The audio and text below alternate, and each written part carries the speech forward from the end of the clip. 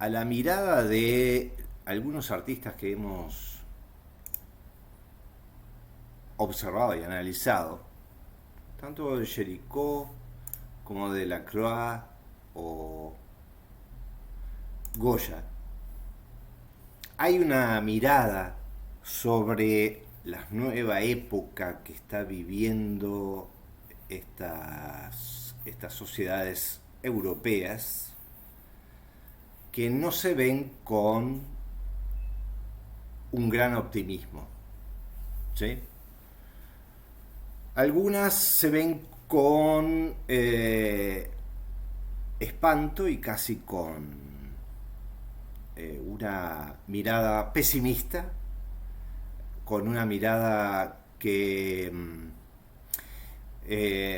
en gran medida estaba apoyada en una especie de esperanza en torno a los procesos de avances tecnológicos y de productividad, así como de expansión del poder económico europeo, que aparejaban esa mirada sobre una historia en la que Europa estaba llamada a ser la protagonista. Esa era la mirada, pero a la vez una mirada que chocaba con fenómenos históricos, fenómenos como el que describe Goya en esta pintura, o el que describe Géricault en la Balsa de la Medusa, ¿sí? Otros artistas lo ven con una mirada de mayor optimismo y otros prefieren mirarla de otra manera, como el caso de Manet, que lo analizamos la clase pasada, el fusilamiento de Maximiliano y la estrategia que había utilizado Manet a la hora de cambiar a quienes fusilaban a Maximiliano, cambiar a los mexicanos por franceses. En esa mirada ya más que de optimismo hay de una Francia que se merecía a ojos de los franceses una historia mucho más espectacular, más de expansión, de vuelta al imperio, de fortalecimiento y de crecimiento político y económico. Y aquí algunos artistas ven que esa posibilidad se esfuma, se esparce. Con este agrupamiento esta era la pintura, justamente el boceto, con los mexicanos fusilando a Maximiliano, ¿sí? Que fue lo que sucedió. Un usurpador había invadido de la mano de los ejércitos franceses las tierras de México. Y bueno, hicimos un análisis de esta pintura en base a los contextos y no solo a los contextos mexicanos, sino a los contextos también de la Francia de la restauración monárquica. Todas estas pinturas nos dan como perspectivas por un lado, de fracaso y a la vez de una especie de esperanzada transformación, y continuamente podríamos observar estas tendencias, ¿sí?, a lo largo del siglo XIX, no aplicables a un estilo, sino a un clima cultural, a un clima del pensamiento y de la visión que tienen los europeos sobre el devenir de la misma Europa. Pero esa mirada que tienen los europeos sobre sí mismos, ¿sí?, no aparece en la historia referida a la mirada que tiene el resto del mundo, ¿sí? Esta mirada pesimista, como la de Goya, esperanzada o con ansias de una expansión, como la de Manet, o más esperanzada, como la de Lacroix, no da lugar no deja, en la historia del arte me estoy refiriendo, a aquellas miradas que no eran en ningún momento esperanzadoras, ¿sí? Sino que eran las de... Ahora estoy recordando que la emperatriz, la esposa de Maximiliano, el que usurpó el poder en México, era pariente de el rey que realizó uno de los genocidios más grandes de África. Bueno, esa otra mirada de aquellos que sucumbieron al imperio belga, esa no está representada en esta historia del arte. No aparece ni como una mirada negativa, pesimista, ni como una mirada esperanzadora, ni como una mirada optimista. No existe, no está. Y ese tema me pareció interesante abordarlo en una relación con un filósofo que hace una crítica a la idea de progreso en su vínculo con la historia. Ese filósofo, historiador, se llama Walter Benjamin, murió en 1940, un filósofo que se vinculó a la escuela de Frankfurt, amigo de Brecht,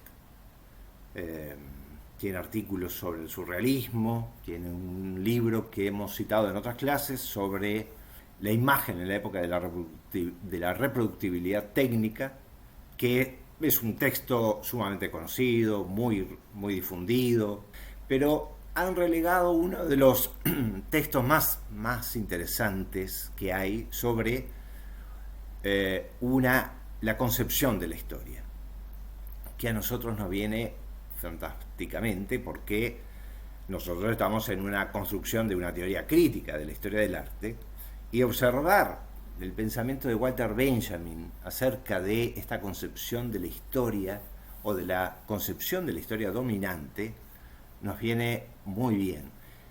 Justamente en lo que se llaman las tesis sobre la teoría de la historia, son unos textos que Benjamin escribió en 1940, el mismo año en que muere en la frontera entre Francia y España, perseguido por la Gestapo, seguramente asesinado por la Gestapo, aunque se han tratado de escribir múltiples historias alternativas para tapar en gran medida ese asesinato. Pero es seguro que, bueno, sin lugar a dudas que lo perseguía la Gestapo. Michel Louis, que escribe muy abundantemente sobre Walter Benjamin, es brasileño francés, creo que hoy en día reside en Francia. Tiene muchos trabajos sobre Benjamin y ha hecho una excelente síntesis sobre el pensamiento y sobre estas tesis sobre el concepto de historia. En esos textos él resume en tres las fuentes de este pensador, de este filósofo. Una fuente es la del romanticismo francés y el romanticismo alemán. Fundamentalmente, Benjamin es un filósofo alemán. La segunda fuente es el misticismo judío, ¿sí? Que va a conocer de parte de un amigo. Y la tercera fuente es el marxismo. Las tres, para Louis, conforman como no como una mezcla, sino, digamos, las raíces para una nueva forma de concebir, una nueva concepción del mundo. ¿Sí? Es decir, las tres se funden en una nueva visión para Louis, no en una sumatoria, ¿sí? Sino en una nueva visión. Pero difícil de resumir, porque para Louis justamente esta construcción de una nueva concepción no redunda en una exposición clara y metódica sobre su método y su percepción de la historia, sino en una diversidad de ensayos, de manuscritos y de libros sin un desarrollo conceptual continuo, por más que todas tengan, ¿sí?, una unidad. Ya desde la década del 20 conoce a Lukács y el libro sobre la historia y la lucha de clases, ¿sí?, que es de inspiración marxista, y va a observar con una gran atención el advenimiento del nazismo. Advenimiento del nazismo que él no lo ve como una excepción, sino como parte del proceso histórico. ¿Sí? La mirada de Benjamin es pesimista y conceptualmente contra la idea de progreso vinculada a una concepción o una teoría de la historia. Para él, la única solución a este proceso hacia un final catastrófico, que podría ser el de la destrucción de la vida en el planeta, ¿sí?, de la vida por el desabastecimiento de recursos, por una explotación de esos recursos sin control, solo por la riqueza o la ganancia. Lo único que puede interrumpir esa evolución sería una revolución. Pero para él, si no sucede, el final es nefasto. Es una mirada pesimista que necesita hacer esta reflexión, ¿sí?, porque si no hace la reflexión es un pesimismo puro. En este caso, su reflexión es, si no se detiene ese proceso hacia una hecatombe de la vida humana, si no se hace nada, entonces se cae en ese pesimismo absoluto. Para él, en su pensamiento hay una necesidad por interrumpir ese proceso. Y escribe estas tesis, que no las voy en 1940, estas tesis sobre la historia. No las voy a resumir todas, voy a marcar aquellas que me interesan a efectos de nuestra construcción de una teoría crítica sobre la historia del arte. En la tesis séptima hace una afirmación de este tipo: los documentos de cultura son documentos de barbarie. Cuando observamos los documentos, observamos aquellos grupos sociales, aquellas sociedades o aquellas culturas que no se han podido expresar o no han sido inscritas en la historia. Quizás pensara Benjamin, cuando se refería en esta tesis a los documentos de barbarie, por ejemplo, la pintura de Goya. Como documento muestra no el proceso civilizatorio, ¿sí?, no el proceso de expansión de la civilización sobre la barbarie, como es,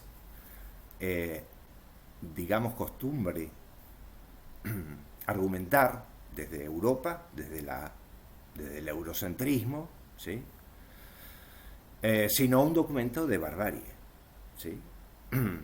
Para Benjamin, esta pintura no sería una excepción, sino un documento que muestra el proceso de transformación de la sociedad actual.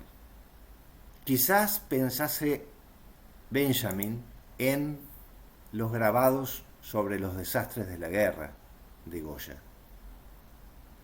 Cuando Francia, representante de la alta cultura, de las ideas de la Ilustración, que tanto había admirado Goya, daba muestras de esta barbarie en su propia tierra, ¿no? En la tierra de España.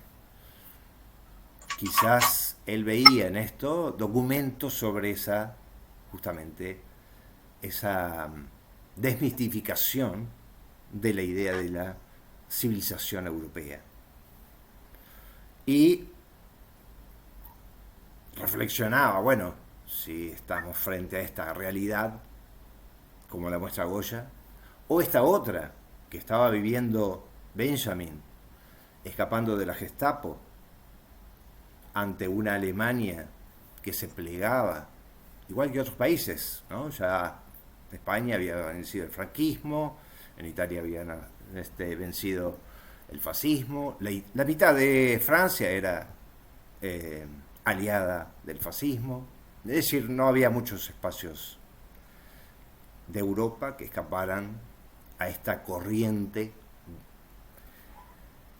que no considera Benjamin como una excepción, como un estado de excepción, lo llama él. En la tesis 9, Benjamin ve la historia, o ve en la historia, cómo se acumulan las ruinas de los oprimidos continuamente, a la vez que es lanzada hacia el futuro, la historia, por el huracán del progreso. Y realiza una metáfora sobre la imagen que tendría esta historia y la vincula con una pintura de Klee, el Angelus Novus de 1920, y describe esta historia batiendo sus alas, propulsada hacia el futuro por la idea de progreso, pero de espaldas, mirando de frente hacia ese pasado que acumula todos los fracasos de la civilización. De modo que la idea de progreso impulsa a esta historia hacia un lugar, un tiempo, que él llama vacío y homogéneo, dejando atrás un pasado que está muy lejos de tener la apariencia de una línea homogénea, sino de una llena de accidentes. Pero no de una línea de accidentes que se han dejado atrás, como piensa el europeo de entonces, e incluso como pensamos mayoritariamente en nuestro tiempo, en nuestro ahora, sino mirando hacia ese cúmulo de ruinas o de sociedades arruinadas que ha dejado a su paso la historia, ¿no? Es una idea que combate por completo la idea de progreso. Sobre todo criticando una historia de la acumulación de hechos, de la acumulación como, digamos, de fenómenos que iban jalonando en gran medida la descripción de un avance, de ese avance hacia un estado de, digamos, de glorificación de la sociedad, pero que en realidad se percibe o se imagina como un espacio insospechado, vacío, pero absolutamente neutro y homogéneo. En otro momento, en la tesis octava, dice que los estados de excepción, como se les llama a la aparición del fascismo en Europa, es decir, un momento que no debió existir en esa línea de desarrollo, ¿no? De repente hubo como una especie como de bajón, que se llamó la época del fascismo, que interrumpió el desarrollo lógico que podía tener la sociedad. Los estados de excepción, dice Benjamin, como se considera el fascismo, han sido para los oprimidos la regla. Europa ve ese estado, ese momento de excepcionalidad, cuando los habitantes del Congo, que sufrieron el exterminio del Imperio belga, no lo veían como una excepcionalidad, sino como el continuo. De ahí que la idea de excepción permite limpiar la idea de un progreso en la historia, pero también tiene en cuenta no dar lugar a esas miradas donde lo homogéneo o lo permanente ha sido la excepción. Si queremos construir una historia, el concepto de historia que utilicemos debe ser coherente con esta percepción del otro, del oprimido. ¿Sí? ¿Cómo dar lugar a la idea del progreso en este contexto? Si esos otros han vivido en el momento de la excepción continua, ¿sí? Mientras que el continuo, ¿sí?, de la historia de esos pueblos africanos era la colonialidad y la esclavitud. ¿Cómo combinaría ese estado anímico, esa percepción de la vida, con la idea de progreso? ¿No? Imposible que eso pudiese suceder.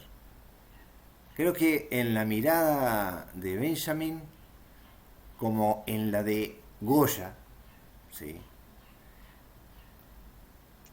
hay como una decepción de la posibilidad o una decepción ante la formulación de la idea de progreso. En la tesis 13, él dice que la idea de la historia encadenada a la idea de progreso del género humano imagina que la historia se proyecta hacia un vacío homogéneo, un tiempo, ¿sí?,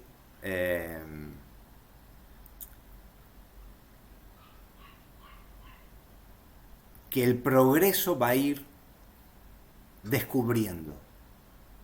Él está pensando en una historia que no tiene esa linealidad, que nos lleva hacia algo vacío y homogéneo, sino desde la perspectiva de los oprimidos, quizás lleve hacia lo peor.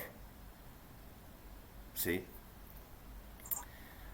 Y no está muy lejos de la realidad, Benjamin, cuando piensa esto, cuando escribe estas tesis, o cuando es perseguido por la Gestapo.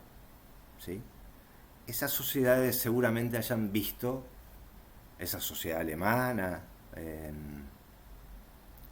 o gran parte de las sociedades europeas, hayan visto lo que ven otros continentes como la historia.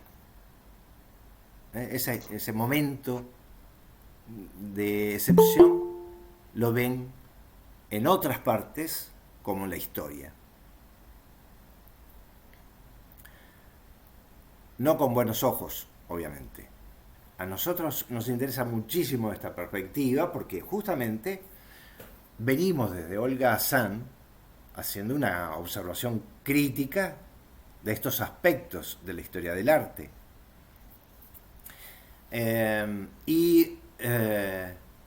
Han tenido que ver fundamentalmente con la exclusión del otro, ¿sí?, con una perspectiva eurocéntrica. Y aquí Benjamin nos agrega que no es solamente eurocéntrica, también es que las perspectivas que no tienen un lugar en esta historia, ¿sí?, no han tenido una conexión con la idea de progreso, sino con una historia llena de accidentes, una historia plagada de dificultades, de retrocesos más que de avances, de sacrificios humanos, ¿sí? De sacrificios de sus propias culturas, ¿sí? De sus propias formas de ver, ante lo que los europeos llamaban progreso. La tesis 14 dice que la historia se construye no en un tiempo vacío y homogéneo, sino en una que está cargado del tiempo de ahora. En ese sentido, la perspectiva que propone construir Benjamin para hacer la historia tiene que ver con no con una perspectiva de el historiador positivista, ¿sí? Una perspectiva desde afuera del tiempo presente, sino una que se ve comprometida en el tiempo presente. Ese es el tiempo de ahora, la mirada desde el momento en que, digamos, uno se siente cargado de emocionalidad, de sensibilidad, y no desde la insensibilidad del observador positivo. Sobre todo pensando que Benjamin prevé un final catastrófico. Y si, digamos, no observamos desde este presente, donde, sobre todo en 1940, donde las perspectivas de un holocausto eran evidentes,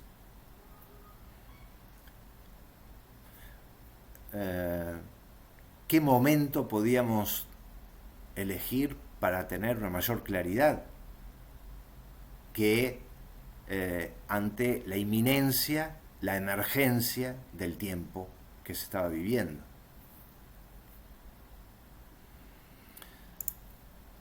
En la tesis 15,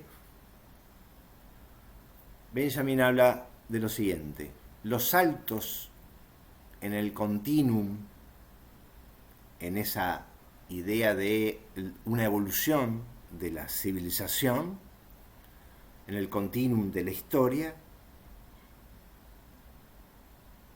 solo la realizan las revoluciones. Ese es el pensamiento. Son 19 tesis, yo estoy resumiendo las que me parecen más importantes. Me parecen además en relación, en función de los temas que estamos tocando. Es una crítica a la idea de progreso que está presente muchas veces en la mirada de Nietzsche, que él cita en alguna de las tesis, o en la mirada de Marx, sobre todo en ese manifiesto, el manifiesto comunista, donde Marx habla de todo lo sólido se desvanece en el aire. Todo lo que parecía eterno e inmutable, los valores, las costumbres, las estructuras sociales, se transforman, se desvanecen, ¿sí?, en una especie de huracán de transformaciones, de expansión y de destrucción que seguramente se vinculan a estas ideas de Walter Benjamin. ¿Se entiende? Esa es la perspectiva de Walter Benjamin sobre este concepto de esta relación que se ha establecido entre la historia y el progreso.